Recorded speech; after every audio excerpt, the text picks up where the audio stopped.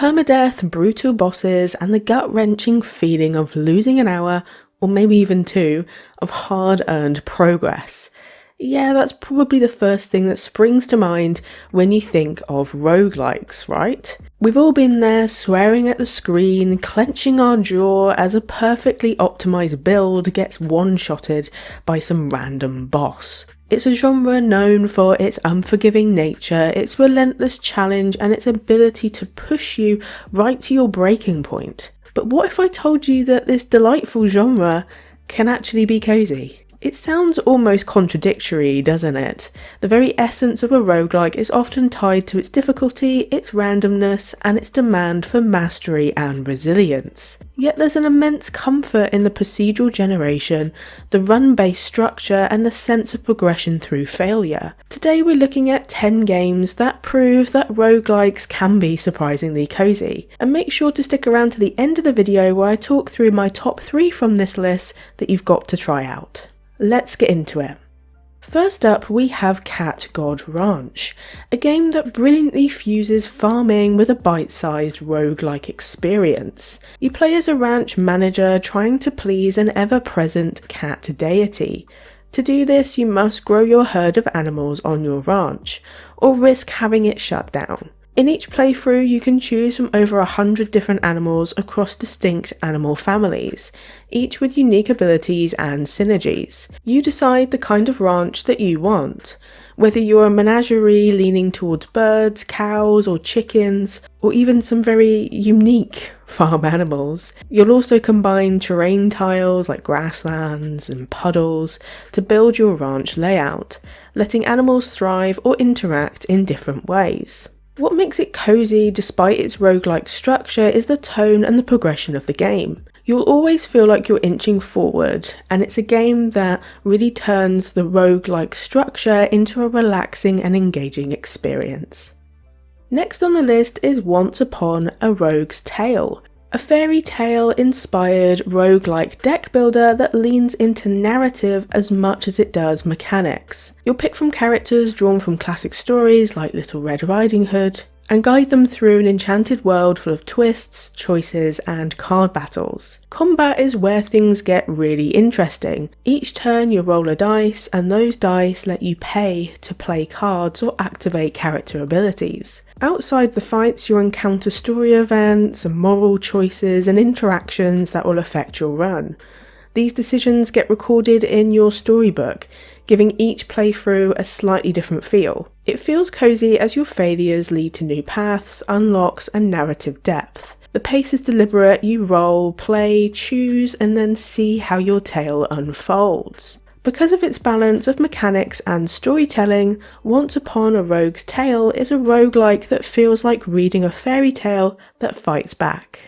Dawnfolk is a minimalist survival city builder with a quietly dark world to restore. You begin as the ruler of a realm fallen into shadow, hunted by black monoliths that erode the land. Your task is to rebuild, reclaim light, and protect your people from the creeping darkness. Gameplay moves across tile-based maps. You gather resources, expand your settlement, and erect structures to support your citizens. There are mini-games integrated into resource gathering which are not just fun but help support your population and gather extra resources. Unlike survival games that punish every misstep, Dawnfolk is gentler. The darkness is a pressure but not in a frantic way, as you never really feel rushed by it.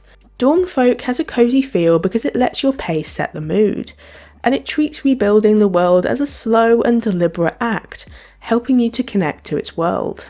Next up is Across the Obelisk, a deck-building roguelike that looks complicated at first, but ends up feeling strangely peaceful once you get into it. You control a full party of 4 heroes, each with their own deck, abilities, and personality. Runs take you through branching maps full of battles, events, and choices that shape your journey and help you with your goal of rescuing the realm. The fun comes from the synergy, when your tank perfectly shields your mage just before an attack lands, or your healer chain buffs the entire party to keep everyone alive just that little bit longer. It's also one of the few roguelikes that let you bring your friends along. Up to 4 players can team up, each controlling one hero. The pacing stays deliberate and the choices are shared, and instead of yelling over mistakes, you're quietly negotiating tactics together. Well, at least in theory, but I guess it depends on your friend group. Across the Obelisk can feel cozy, not because it's easy, but because it gives you time. Time to think, time to plan, and enjoy watching your perfectly balanced team handle the chaos one calm turn at a time.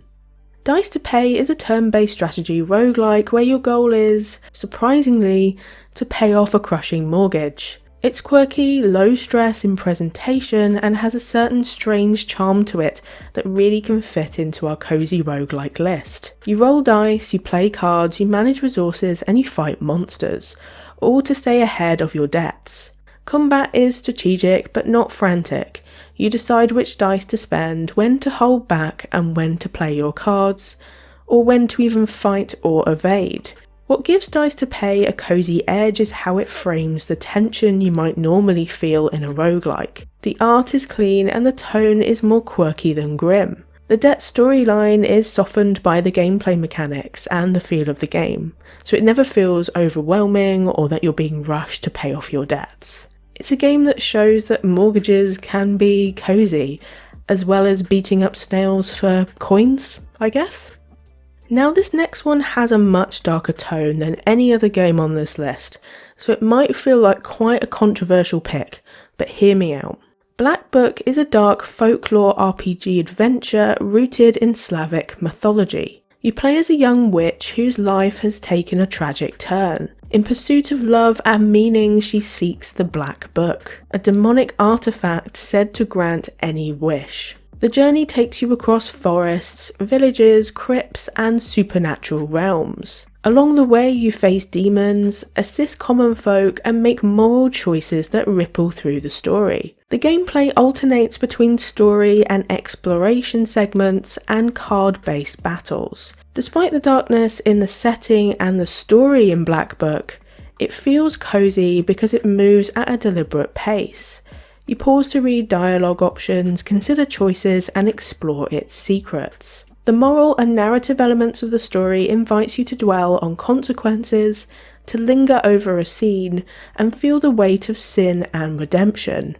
Hey there, just a quick pause to say that if you're enjoying the chill vibes and discovering new and unconventional cozy games, subscribe to the channel. If you wanted to support the channel a little bit more, you can also give this Slothee a coffee. And trust me, I need the energy. You can find the link in the description below. And now, back to the video. Next on the list is Backpack Battles. It's a PvP inventory management auto-battler where your backpack is your battlefield. Instead of directly controlling units in combat, your real job is to curate and arrange items inside your backpack, so that when the battle phase starts, the layout and adjacency of those items carry out the effects. Each run or match cycles between a shop phase and a battle phase. In the shop phase, you buy items like weapons, potions, or relics, rotate your inventory, or sell items. Then comes the battle.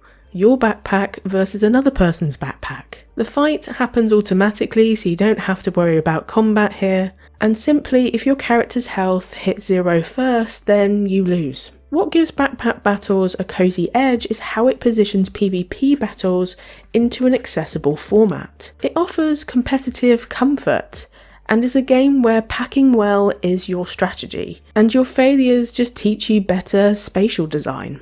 Griftlands is a deck building roguelike where your main tools are persuasion and punches. In a run, you alternate between negotiation encounters and combat encounters. In negotiation, you use a deck built around arguments, persuasion, and composure, and the goal is to wear down the opponent's resolve. In combat, it's about defeating the opponent by getting them to surrender, although you can kill them if you prefer. You gain new cards, recruit mercenaries or helpers, and make choices along the way, like who to side with and who to double cross, and these decisions will ripple throughout the story. The world feels very reactive, as people remember you and your choices. Griftlands is cozy for people who like thinking, adapting, and letting conversations decide battles. Mini Airways is a real-time management game where you are an air traffic controller. You guide planes to take off and land, manage flight paths, and make sure that nothing collides in the sky. You can play across a variety of maps that have different runway layouts, terrain challenges, and more. As the airspace fills with more flights, you must make smooth decisions like assigning clearances, reroute planes through waypoints, and occasionally use holding patterns to avoid collisions. The cozy side of Mini Airways isn't about peace and quiet, it's about control. Every plane moves because of you.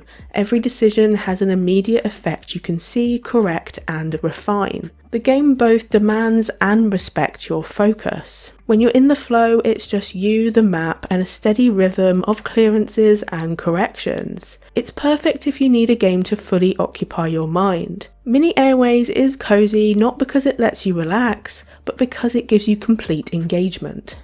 And we're back to deck builders again. It's pretty hard to avoid deck builders when we're looking at roguelikes because they go hand in hand. But what I would say about this next one is that it does have a very unique twist. Inkborn is a roguelike deck builder built around chainable card combos and strategic sequencing. You explore a folded origami-inspired world where ink, paper and metal merge into strange landscapes.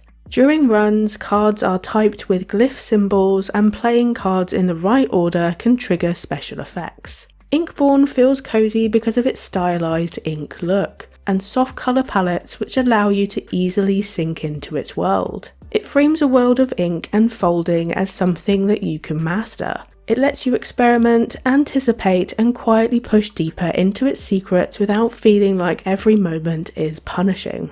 So yeah, roguelikes can be absolutely cozy. They can be calm, thoughtful, and even nurturing in their repetition. You still fail for sure, but you're encouraged to view failure in a different way. But before we end, there are 3 roguelikes on this list that for me nail the balance between tension and cozy. My number 3 is Cat God Ranch. What drew me into it is the feeling of creative chaos under constraint. You're given limited space, evolving traits, and unpredictable animal interactions. Visually and within the gameplay, it feels wild, and gives you the feeling that anything could happen, despite the tight gameplay mechanics that it has. Second is Across the Obelisk. It's strategic, layered, and methodical. The co-op experience is particularly good, as it allows you to not just share a party, but also the decision making in its world. You are free to experiment and synergize with others at the same time. My number 1 has to be Griftlands, because of the mix of conversation and combat in the game.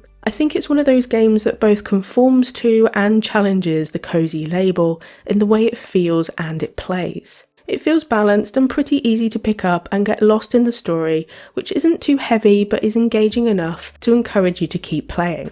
But that's just my take. I'm curious as always to hear what you guys think. Which of these roguelikes do you think is secretly the coziest? And do you think roguelikes can actually be cozy? Let me know in the comments down below. And as always, thank you so much for watching today, and I will see you in the next one. Take care.